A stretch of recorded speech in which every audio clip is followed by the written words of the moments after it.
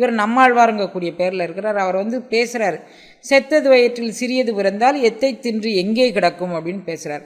அது அத்தை தின்று அங்கே கிடக்கும்னு இவர் சொல்கிறார்.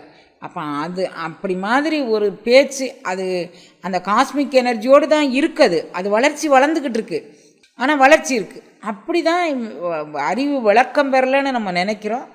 சில குழந்தைங்கள் மெய்ஞானியாக பிறந்து அவங்க உலக விவகாரத்தில் தலையிட மாட்டாங்க, அவங்க தன்னை மறந்து அது மாதிரி. ஆனால் அவங்க எல்லா நிலைப்பாடுகளும் அவர்களுக்கு தெரியும். இவங்க இந்த நிலையில் தான் இருக்கிறாங்க, இவங்க ஊமையோ அன்றி செவிடோ அனந்தலோன், இவங்க எந்த நிலையில் இருக்கிறாங்கங்கிறத உணர்றதுக்கும் கூட நமக்கு ஒரு அறிவு தேவை. அது ஒரு அருட்பெருஞ்சோதி.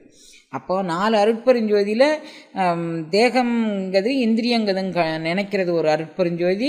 அப்புறம் கரணங்கள் மனம் புத்தி சித்தம் இவைகளில் உணர்றது ஒரு அருட்பெருஞ்சோதி.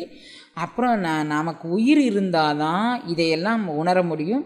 உயிரற்ற ஒரு பொருளால் இதை உணர முடியாது. அப்படிங்கிறது ஜீவ உணர்வுங்கக்கூடிய அறிவை உணர்வது ஒரு அருட்பெருஞ்சோதி. அது தவிர ஆன்ம ஞானம்ங்கக்கூடிய மோன வெளியில் நாம் கலக்கலாம், கரையலாம், அது மட்டுமில்லை அதை உள்வாங்கி கொண்டு என்றும் இருக்கலாம் அப்படின்னு நினைக்கிறது ஒரு அருட்பெருஞ்சோதி. அப்போ அந்த அருட்பெருஞ்சோதியை 4 விதமாக பேசுகிறார். அருட்பெருஞ்சோதி, அருட்பெருஞ்சோதி, அருட்பெருஞ்சோதி, அருட்பெருஞ்சோதி. இந்த 4 இதுக்கும் நீங்கள் ஜீவ ஒளியாக அதுதான் இருக்குது.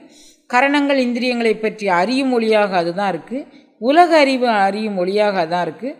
ஆன்ம பிரகாசத்தை உள்ளுணரும் ஒளியாகவும் அதுதான் இருக்குது. அப்படிங்கிறத நம்ம இந்த 4 இதுலேயும் முதல்ல உலகத்தில் இருக்கக்கூடிய அறிவை பற்றி சொல்கிறதுக்கு சூரிய ஜோதியாக அதுதான் இருக்குது, சந்திர ஜோதியாக அதுதான் இருக்குது, தீப ஜோதியாக இருக்குது, வான்வெளி முழுதும் நிறைந்த ஜோதியாக அதுதான் இருக்குது. அதுக்கப்புறம் ஒரு விளக்கம் இது.